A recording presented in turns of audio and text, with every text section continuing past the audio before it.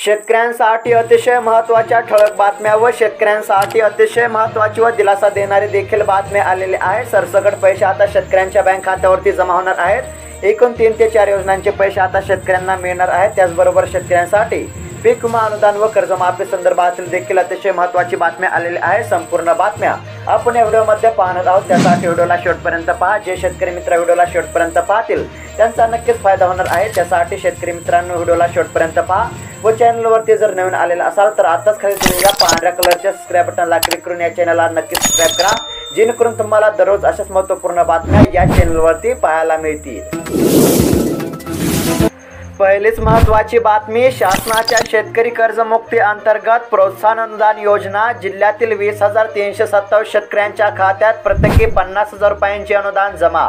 आता जर पाहायला गेलं तर राज्यातील अनेक शेतकऱ्यांच्या बँक खात्यावरती 50,000 रुपयांचे अनुदान जमा होण्यास सुरुवात झालेली आहे।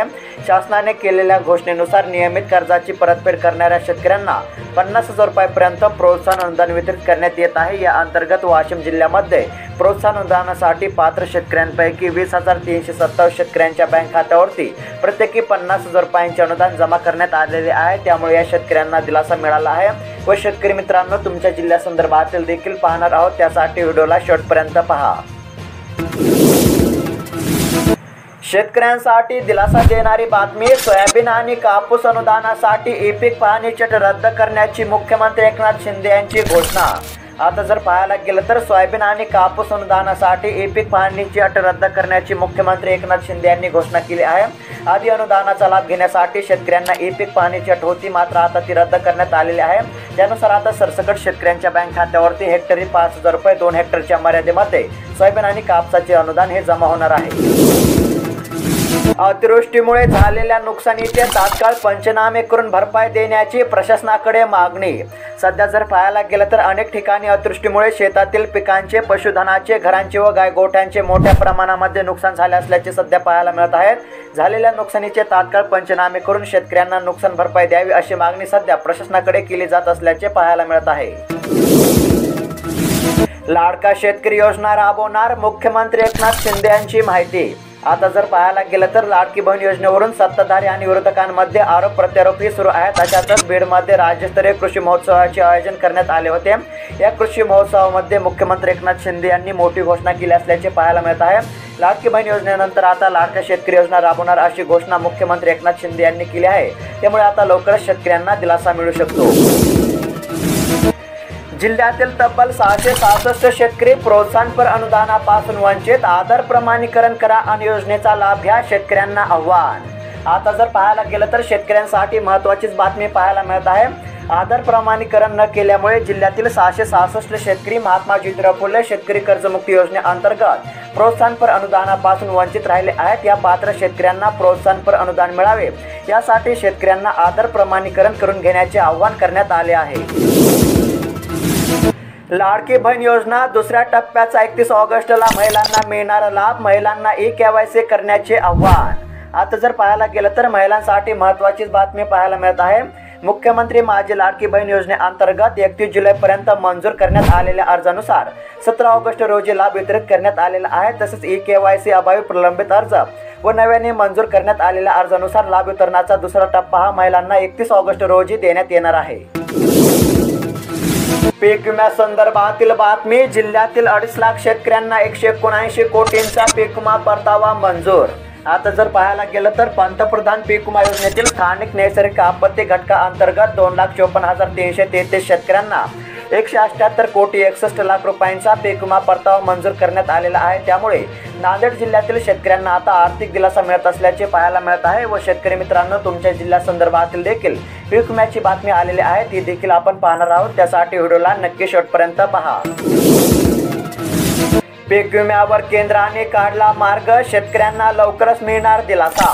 जर पाहायला गेलं तर प्रधानमंत्री पीक विम्याबाबत केंद्रीय मंत्री शिवराज सिंग चौहान यांनी मार्ग काढलेला असून त्याबाबत दिल्लीत चर्चा करण्यासाठी आम्हाला बोलवले असल्याची माहिती उपमुख्यमंत्री अजित पवार यांनी दिली आहे। त्यामुळे आता लवकरच शेतकऱ्यांना दिलासा मिळू शकतो। नमो शेतकरी महासन्मान निधी योजनेचा आगामी चौथा हप्ता शेतकऱ्यांच्या बँक खात्यावरती जमा। आता जर पाहायला गेलं तर राज्य सरकारने निधी वितरणास मान्यता दिल्यानंतर दुसऱ्याच दिवशी शेतकऱ्यांच्या बँक खात्यावरती नमो शेतकरी योजनेच्या आगामी चौथ्या हप्त्याचे पैसे जमा व्हायला सुरुवात झालेली होती। अनेक दिवसांच्या प्रतीक्षेनंतर शेतकऱ्यांच्या बँक खात्यावरती चौथा हप्ता जमा झाल्यामुळे शेतकऱ्यांना आर्थिक दिलासा मिळत असल्याचे पाहायला मिळत आहे। सोयाबीनला सरकार हमीभाव मिळवून देणार, कृषी मंत्र्यांनी सांगितले 3 पर्याय। आता जर पाहायला गेलं तर सोयाबीन उत्पादक शेतकऱ्यांसाठी महत्त्वाचीच बातमी पाहायला मिळत आहे। सरकार शेतकऱ्यांच्या सोयाबीनला हमीभाव देणार आहे, त्यासाठी सरकार 3 पर्यायांवर काम करत असल्याची माहिती राज्याचे कृषी मंत्री धनंजय मुंडे यांनी दिली आहे। त्यामुळे आता लवकरच सोयाबीनला हमीभाव जाहीर होऊ शकतो। पीक विमा संदर्भातील बातमी। पीक विम्याचे 371 कोटी रुपये शेतकऱ्यांच्या बँक खात्यावरती वर्ग, 73,000 शेतकरी अपात्र। आता जर पाहायला गेलं तर 2023 मधील खरीप हंगामामध्ये पिकांचा विमा उतरवणाऱ्या जिल्ह्यातील 4,38,203 शेतकऱ्यांपैकी नुकसान झालेल्या 3,64,799 शेतकऱ्यांच्या बँक खात्यामध्ये 3 टप्प्यांमध्ये एकूण 370 कोटी 85 लाख रुपयांची रक्कम वर्ग करण्यात आलेली आहे। त्यामुळे या शेतकऱ्यांना दिलासा मिळत असल्याचे पाहायला मिळत आहे। व शेतकरी मित्रांनो, तुमच्या जिल्ह्यासंदर्भातील देखील बातमी पाहणार आहोत, व्हिडिओला शेवटपर्यंत पहा। पीक विम्याचे पैसे आल्याने शेतकऱ्यांमध्ये समाधान, गत वर्षीचा पीक विमा या हंगामामध्ये होणार मदत। आता जर पाहायला गेलं तर गत हंगामामध्ये सरासरीपेक्षा कमी पाऊस झाला, शिवाय पावसाने ओढ दिल्याने अनेक ठिकाणी पेरणी होऊनही उत्पादन निघाले नाही। त्यामुळे शासनाच्या 1 रुपयामध्ये पीक विमा योजनेअंतर्गत शेतकऱ्यांच्या बँक खात्यावरती पीक विम्याची रक्कम ही जमा होऊ लागलेली आहे। त्यामुळे शेतकऱ्यांना आर्थिक दिलासा मिळत असल्याचे सध्या पाहायला मिळत आहे। शेतकऱ्यांसाठी महत्त्वाची बातमी, ई-केवायसी तात्काळ करा, अन्यथा भरपाई मिळणार नाही। शेतकऱ्यांना तात्काळ ई-केवायसी करण्याचे आव्हान। सध्या जर पाहायला गेलं तर नैसर्गिक आपत्तीमुळे नुकसान झालेल्या शेतकऱ्यांना भरपाईची रक्कम महा-डीबीटीद्वारे थेट बँक खात्यावरती जमा केली जाणार आहे। त्यासाठी संबंधित लाभार्थ्यांनी ई-केवायसी प्रक्रिया पूर्ण करून घ्यावी, अन्यथा भरपाई मिळण्यास अडचण निर्माण होईल। सध्या अनेक नुकसानग्रस्त शेतकऱ्यांचे खाते आधार प्रमाणीकरण व ई-केवायसी नसल्याने सानुग्रह अनुदानाची रक्कम शेतकऱ्यांच्या बँक खात्यावरती जमा करण्यास अडचण येत आहे। त्यामुळे शेतकऱ्यांनी तात्काळ ई-केवायसी करून घेण्याचे सध्या आवाहन करण्यात येत आहे। आधी पिवळ्या आणि आता हिरव्या मोजाकने सोयाबीनला ग्रासले, फवारणी करूनही उपयोग होईना, शेतकऱ्यांचा पैसा जातोय वाया। सध्या जर पाहायला गेलं तर गत वर्षी अनेक भागांमध्ये नगदी पीक असलेल्या सोयाबीन पिकावर पिवळा मोजाक पडलेला होता। याही वर्षी पिवळ्यासोबत हिरव्या मोजाकने सोयाबीन ग्रासून सोडलेले आहे। अशा वेळी किती फवारणी केली तरी रोगाचा नायनाट होत नसल्याचे पाहायला मिळत आहे। परिणामी पैसा वाया जात असून कृषी विभागाने वेळीच मार्गदर्शन करावे असे शेतकऱ्यांचे म्हणणे आहे। 3.25 लाख शेतकऱ्यांना पीक विम्याची 138 कोटी रुपयांची भरपाई, गेल्या वर्षीच्या खरीप हंगामासाठी मदत रक्कम बँक खात्यावरती वर्ग। आता जर पाहायला गेलं तर गेल्या वर्षी पर्जन्यमान कमी झाले होते, त्यामुळे खरीप हंगामाला मोठा फटका बसलेला होता।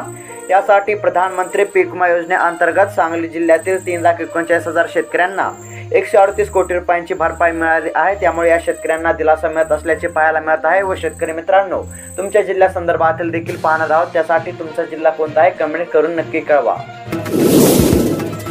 विदर्भात जोरदार पावसाचा अंदाज, राज्याच्या बहुतांशी भागामध्ये पुढील 3 दिवस हवामान खात्याचा पावसाचा अंदाज।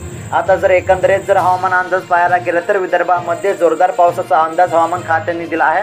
त्याचबरोबर राज्याच्या बहुतांश भागामध्ये पुढील 3 दिवस पावसाचा अंदाज आहे। तसेच काही ठिकाणी हलक्या ते मध्यम सरी पडतील असा अंदाज हवामान खात्याने वर्तवलेला आहे। ई-केवायसी अभावी शेतकऱ्यांचे दुष्काळी अनुदान रखडले, निधीसाठी तात्काळ ई-केवायसीचे आव्हान। आता जर पाहायला गेलं तर सन 2022 पासून सर्व थकीत नुकसान भरपाईसह दुष्काळाची रक्कम शासनातर्फे शेतकऱ्यांच्या बँक खात्यावरती जमा करण्यात येत आहे। मात्र अनेक शेतकऱ्यांनी ई-केवायसी केली नसल्यामुळे शेतकऱ्यांचे अनुदान रखडले आहे। त्यामुळे शेतकऱ्यांना तात्काळ ई-केवायसी करण्याचे आवाहन सध्या करण्यात येत आहे। तर शेतकरी मित्रांनो, तुमचा जिल्हा कोणता आहे कमेंट करून नक्की कळवा। आणि अशाच महत्त्वपूर्ण बातम्या दररोज जाणून घेण्यासाठी आताच खाली दिलेल्या पांढऱ्या कलरच्या सबस्क्राईब बटनला क्लिक करून या चॅनलला नक्की सबस्क्राईब करा, जेणेकरून तुम्हाला दररोज अशाच महत्त्वपूर्ण बातम्या या चॅनलवरती पाहायला मिळतील। धन्यवाद।